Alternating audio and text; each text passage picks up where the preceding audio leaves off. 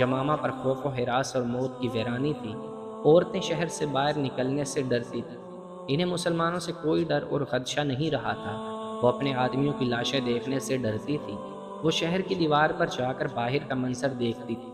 انہیں گدھوں، گیدڑوں اور بھیڑیوں کی خوفناک آوازیں سنائی دیتی تھیں۔ یہ سب لاشیں کھا رہے تھے۔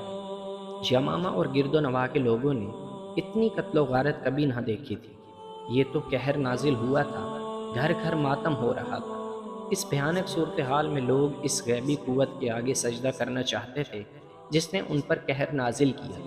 مسلمانوں کی فوج میں قرآن کے حافظ اور قاری بھی تھے۔ انہوں نے لوگوں کو آیات قرآنی سنا کر بتایا کہ انہیں تباہ کرنے والی غیبی طاقت کیا ہے۔ مورخ لکھتے ہیں کہ بنو حنیفہ کے جو آدمی بھاگ گئے تھے ان کو